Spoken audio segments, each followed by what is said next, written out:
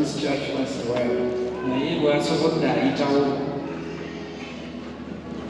Alina ensonyi nyingi naye Chameleone yankubidde essimu ali mu America through Kidima n'agamba pasita njagala ongambira abantu twebaze Katonda olw'obulamu bwe mu saavisi. Otumukubire Katonda mu ngalo lw'omuntu omutima ali atya ye Mukama yebaze nsanyusa basanga basimba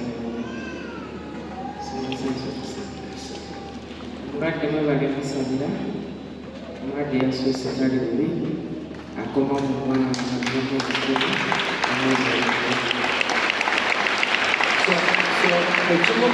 Dr. Chameleone byagala okukola ngazze engolo is to start with a song that glorifies God. Okumudya kitaawe yanabye nyina akayimba kange so katukakubemu katono tukawulire. Yampise n'agamba pasita njagala kuyimba mu Musamaliya omulungi ye yawandiise nange nempandiikamu obwange butono.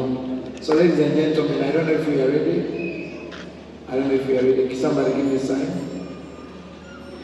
For the first time, Linda. So he's right now watching online and the entire island and the family. So Mutima is here.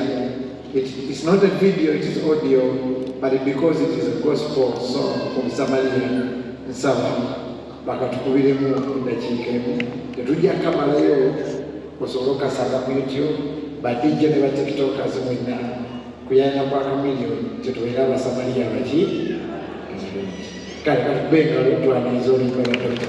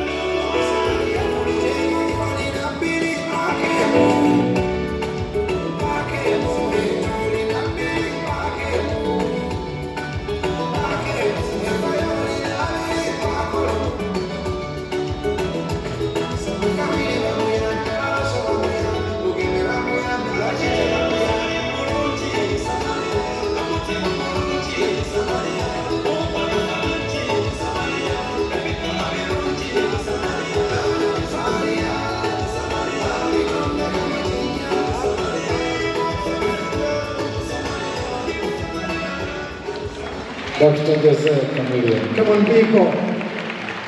Beno Musamaliyo muki omulungi.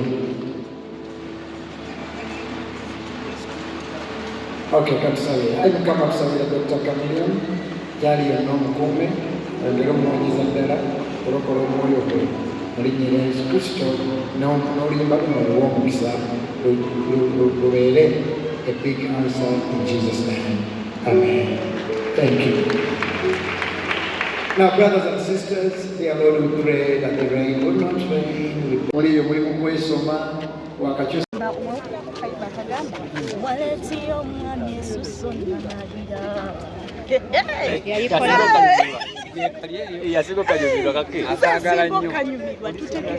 yali kolabo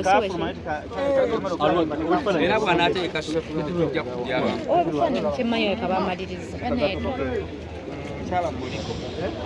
mukyala muliko naye nga kamera